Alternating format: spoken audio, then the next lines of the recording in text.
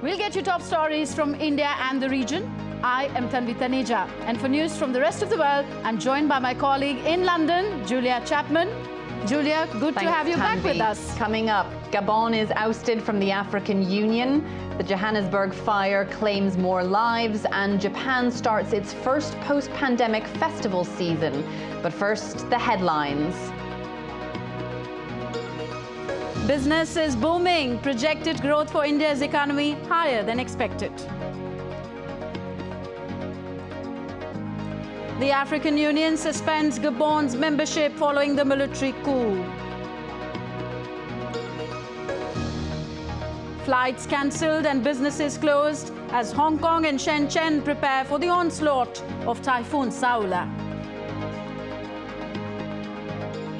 More warning signs of global warming, with Australia recording its warmest winter and Japan its hottest summer on record.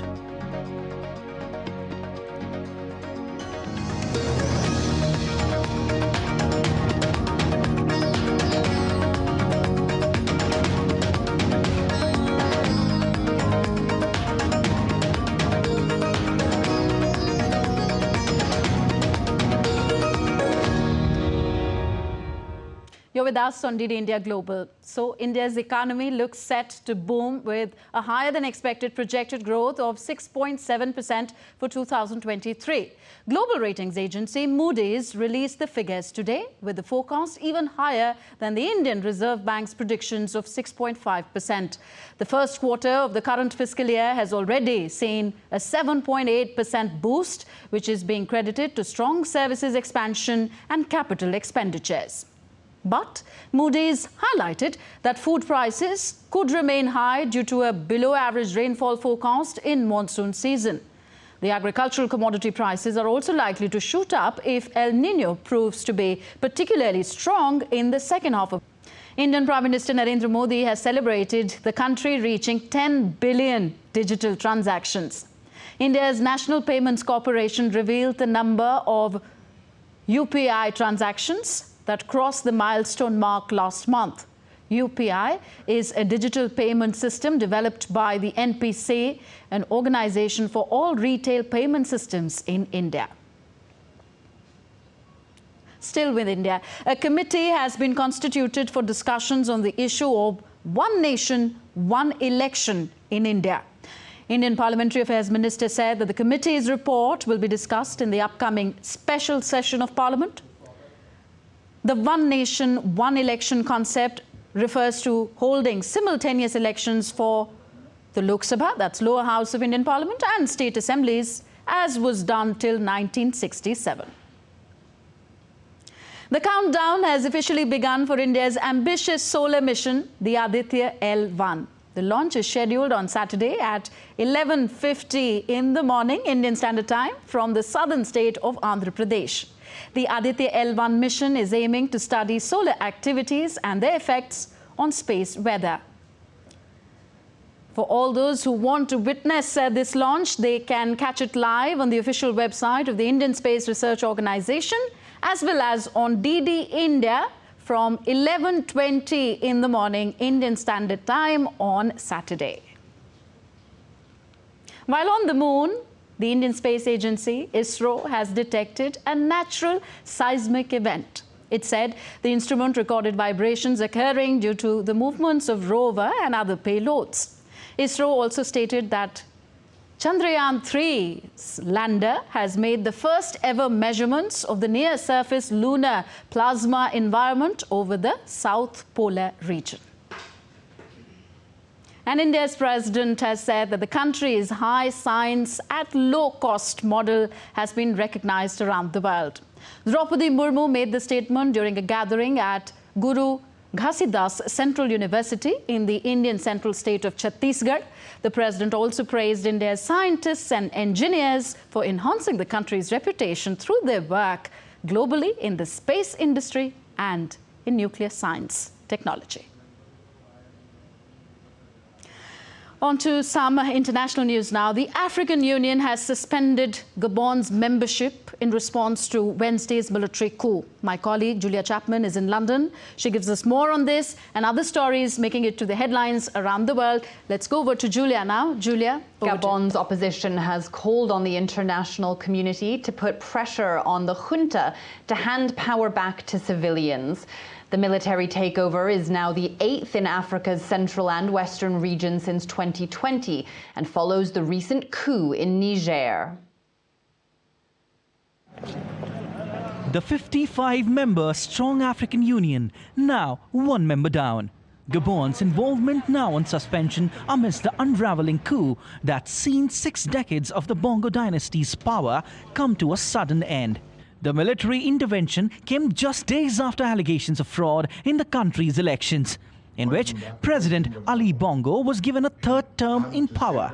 Now, the AU is moving swiftly to condemn the takeover until constitutional order is restored. But inside Gabon's borders, coup leaders have received public support for ousting the president. To put it bluntly, I approve of the military intervention because it was necessary. I think the people of Gabon was a bit fed up with the Bongo regime. Coup leader General Bright Nguema will now be sworn in as Gabon's new president on Monday, a move that's brought markets and trade near the border to a halt. Gabon is the latest African nation to experience a military takeover after members of Niger's junta seized power late last month. Military rulers there have now expelled the French ambassador, escalating tensions with the ally nation and prompting the EU's foreign policy chief to kickstart the legal process for sanctions. We will support ECOWAS. We have expressed this will from the first moment of the coup. It's up to them to take initiatives and decisions in order to counter this military coup. And we will follow, trying to implement the same kind of sanctions that they have decided. But with ECOWAS sanctions already in place, it's still yet to be seen whether more will bring an end to the military rule. The death toll from the devastating building fire in Johannesburg has risen to 75. At least 12 children were among those killed. 61 others were injured and are currently receiving treatment at local hospitals. The blaze is one of the deadliest fires anywhere in the world in recent memory. South African President Cyril Ramaphosa visited the site of the fire on Thursday. He called the incident tragic and said an investigation was being set up to establish the cause of the fire. This is tragic. This is very sad, and I want to pass my condolences from that of the government to the families of those who have passed on. This needs to be investigated. I was talking to the Premier earlier, and we are going through, and they are going through the process of setting up an investigation process, which the Premier and the city will announce in due course. Japan continues to dismiss opposition to its decision to release radioactive water into the sea. The U.S. ambassador to Japan, Rahm Emanuel, visited the Fukushima region on Thursday, extending support to Japan in the wake of a Chinese ban on seafood imports from the country. Japan says the ban is not based on scientific evidence. Japanese officials have signaled the possibility of diplomatic action to urge China to lift its ban, including filing a World Trade Organization complaint. Meanwhile, Japan is celebrating the return of its first restriction-free summer festival season since the start of the pandemic. After years of COVID-related cancellations, towns and cities throughout the country are throwing a variety of celebrations and parties, some with roots dating back a millennium. The festivals are a staple of Japan's cultural calendar, and many say the country has just not been the same without them. Our reporter in Tokyo, Chris Gilbert, has more. It's been a long time between drinks. This mikoshi, a vessel carrying a Shinto god, is just one of many receiving the reverence of 500,000 participants of Tokyo's Tomioka Hachiman Festival, where they're doused in water to pray for rain and a good harvest. It's connected to a nearby Shinto shrine, which holds the festival every 3 years. This festival has been around for 350 years. Festivals are about rebuilding communities. They allow people to connect with one another and the town flourishes. I think this is the reason why it's continued for such a long time. This year, the so-called Water Festival went ahead after a few years of being left high and dry. After a pandemic cancellation in 2020, festival goers are glad to be back. Since it's been 6 years, we have prepared carefully. Many were anxious and worried after so long, but everyone has cooperated and helped each other. I have been participating in this festival ever since I was a child. I'm so glad it's back. There are thousands of festivals held across the country every summer, steeped in centuries of rites and tradition. Although hardly any two are the same, people flock for the food and the fun. There are multiple layers of significance. Japan's brutally hot summers are also known as Obon, a time when people believe the spirits of our dead loved ones come home to visit us. Across Japan, this is celebrated with ancient dances, floating lanterns, and fireworks in cemeteries. But nearly all summer festivals are about connection. When the festivals exist, the community is recognized. But in modern society, not everyone feels they belong to the community. The future of the festival's viability is challenged. The festival is challenged for its purpose. The coronavirus truly exposed this question. While major events like the Tomioka Festival still attract people in their hundreds of thousands, Japan's depopulation crisis is endangering those in smaller towns. This festival has survived the pandemic, but challenges still remain for the future of Japan's thousands of summertime parties. Chris Gilbert in Tokyo, reporting for DD India. That's it from me here in London. Back to you in the studio. Thank you, Julia. Julia Chapman joining me from our London bureau. You're with us on DD India Global, still to come on the show. India's capital, New Delhi, gets ready with tight security, lights and delights for the upcoming G20 Summit. The Indian Air Force is set to carry out one of its biggest exercises along the China and Pakistan borders.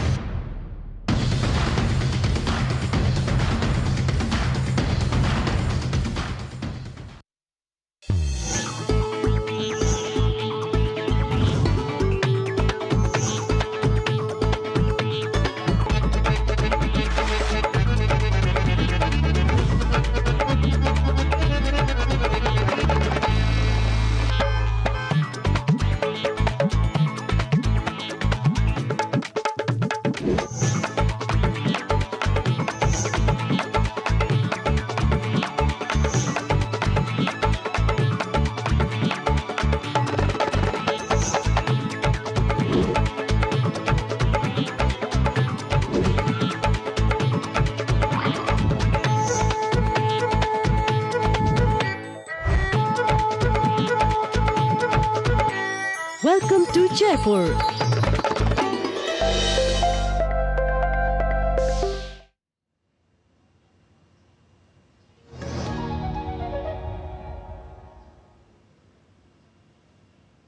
Welcome back. You're watching DD India Global. I'm Tanvi Taneja. India is all set to host the G20 Summit, scheduled to be held in New Delhi on September 9th and 10th. So up next, all the news related to the 18th G20 Summit.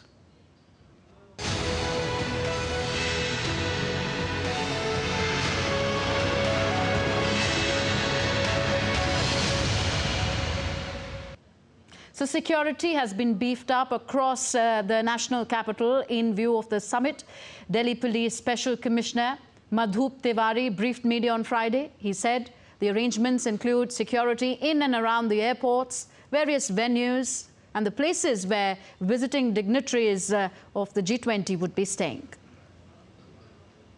As you know, that G20 Summit is scheduled to be held in New Delhi on 9th and 10th of September.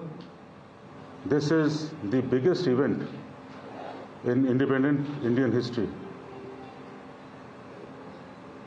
The Delhi police has planned a very, very huge security arrangements for this event. The security arrangements cover various dimensions, whether it be security of airports, security of venue of different events, the places of stay, carcade management. There are a number of security measures which have been put in place. We are confident that we will be able to provide absolutely foolproof security for this mega event. Women-led deliberations are at the centre stage in G20 for India. In the past, G20 never saw participation of women from rural or humble backgrounds, but under India's G20 presidency, such women have now found a voice in the G20.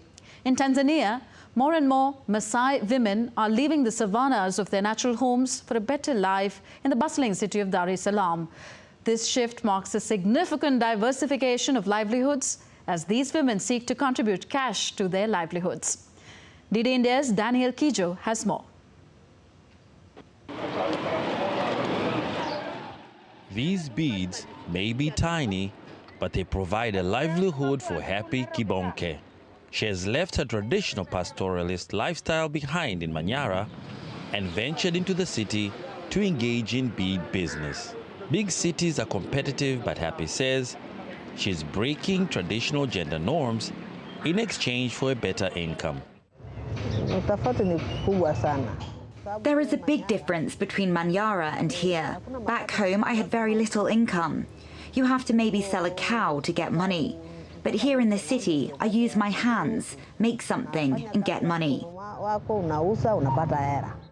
According to the Journal of Geographic Association of Tanzania, more than half of the Maasai women who moved to Dar es Salaam use their income for buying food and other domestic goods, including paying for school expenses for their families in rural areas. Experts in gender issues say women reinvest in their families. When a woman succeeds, the benefits are shared by her household and even the society around her. We want women to have more opportunities because their success helps others. While Maasai women in urban cities are free from conventional roles of women in pastoralist societies, back home, Maasai women have no right to own property or livestock, have very limited access to education, and lack power to make decisions about their own lives. But the city brings new challenges, as most municipalities have not yet carved out a place for these nomadic business women. When we work on the road, sometimes we get chased by the municipality, saying that it's not a proper place to do business. Things like that are a challenge. Happy says coming to Dar helped her break away from a patriarchal system. While the Maasai have proudly maintained their traditional lifestyle and cultural identity, pressures of the modern world are changing their way of life. It's hoped that as much as they earn more for their families in urban cities, they don't lose who they are and what has given them worldwide recognition for being one of the most unique tribes in Africa. Daniel Kijo in Dar es Salaam reporting for DD India. The facelift of Delhi to welcome the G20 delegates is being appreciated by diplomats as well.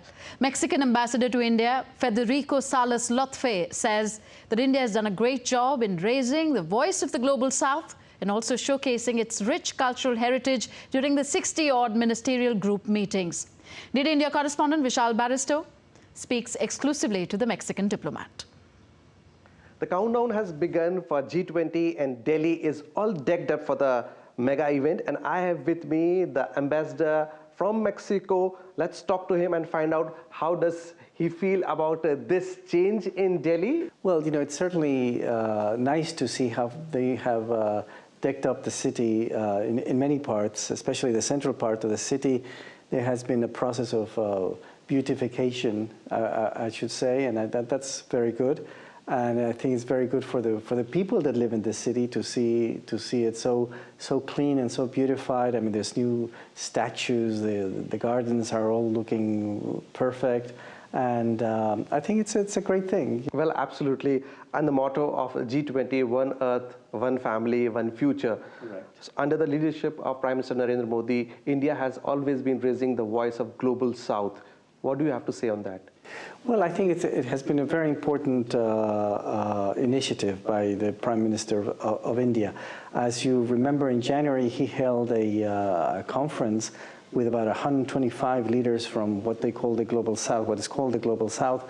And the idea, of course, was to hear what are their concerns, what are their priorities, so that India could bring that to the table of the discussions. When you talk about different group meetings, you've been there in Siliguri, Darjeeling, where I met you last time. So what is your impression about India? Well, I think it was a very good thing that India has done, which is to take the G20 all around the country. I think something like 56 cities or something like that were chosen for different meetings that took place. And at least in the ones that I went to, I think it was very important to see also, you know, cities and places that have been, you know, refurbished to receive the visitors from the G20. And obviously people were very happy to receive all of us of the different countries in their site. Well, absolutely, that's the right thing to do. And on that very positive note, we thank you, Your Excellency. And yes, we look forward to the mega event. The world would be coming to Delhi, and Delhi is all ready to host everybody. With cameraman Mohit, this is Vishal Baristo for DD India, Delhi. More from India. The Indian Air Force is set to carry out a major training exercise from September 4th to 14th in India's northern sector along the borders of China and Pakistan. All major fleets of fighter aircrafts, including the Rafale, Mirage 2000 and the Sukhoi 30 Make-1s, will be participating in the drills, along with heavy lift transport aircrafts and choppers, which include the Chinooks and Apache. Codenamed Trishul, the training exercise will showcase all elements of India's air power.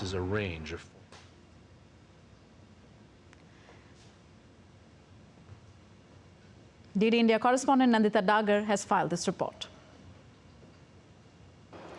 The Indian Air Force is going to carry out a major drill or exercise along the borders of Pakistan and China. Now, this exercise, which has been named Trishul, will be carried out in the states of Ladakh, Jammu and Kashmir, Himachal Pradesh, Punjab, where all the bases along the borders will be activated. Sukhoi 30 MKIs, Rafales, Mirages, Jaguars, these fighter jets, which are frontline fighter jets of the Indian Air Force, apart from the attack helicopters, heavy lift helicopters, reconnaissance planes, as well as the special commandos of the Air Force, that is the Garud commandos, will be taking part in these exercises.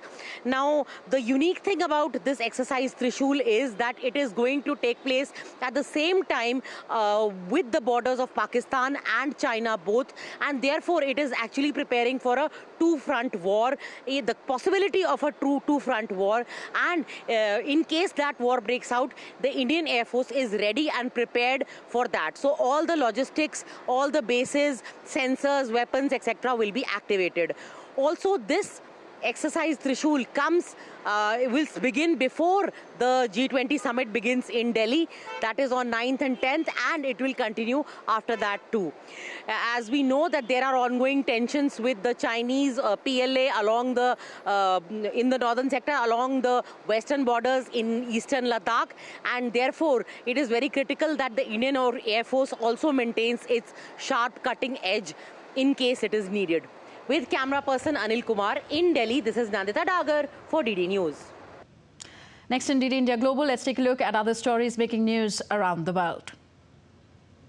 To tackle rising issues of poverty and food insecurity rates, Brazil President Luiz Inácio Lula da Silva launched the Brazil Without Hunger plan. The president said it is not just a food program, but also deals with improving the quality of life in the South American country. As per data, the number of Brazilians who find it difficult to feed their families has more than doubled in the last 8 years. A wall dividing the rich and the poor in the Peruvian city of Lima has been taken down. The wall, made of cement and stones and barbed wire, separated neighbors with subpar housing and no access to basic utilities. Also known as the Wall of Shame, it stretched 4.5 kilometers long and 3 meters high. A Barcelona-based charity is doing its part to try and reduce the amount of fast fashion waste as the European Commission clamps down on major brands. Moody, a garment reuse and recycling charity, plans to double its volume to 40,000 tons annually. Garments arrive at a factory where they are sorted, processed and recycled. And on to some sporting action now. Lionel Messi will lead world champions Argentina in the opening World Cup qualifiers against Ecuador and Bolivia, the captain's first internationals since joining Major League Soccer's Inter Miami. Coach Lionel Scaloni's 32-man squad also features stalwarts including Angel Di Maria, who returned to Benfica this year, and defender Nicolas Otamendi. They will be joined by youngsters Alan Velasco of FC Dallas, Bruno Zappelli and Lucas Esquivel of Brazilian side Atlético Paranaense, and Lucas Beltran, who has joined Italy's Fiorentina.